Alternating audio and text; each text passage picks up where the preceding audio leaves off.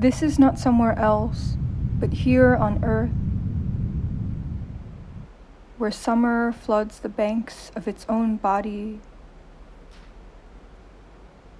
and where, when you open the front door in the morning, you find the newspaper drowning on the stoop.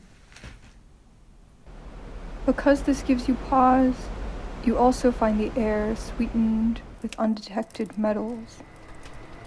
And above, instead of the sunrise shedding its blood across the stomachs of the matinal clouds, only a wisp of haze ascending from a nameless mouth. But no matter, let the paper beat itself into oblivion, and the rain wash its ink into the back garden. The tomato plants sip it through the straws of their xylem and find it bitter. You do not hear what complaints they leave, but only the knocking of their burgeoning fruit against the hollow chests of their staking.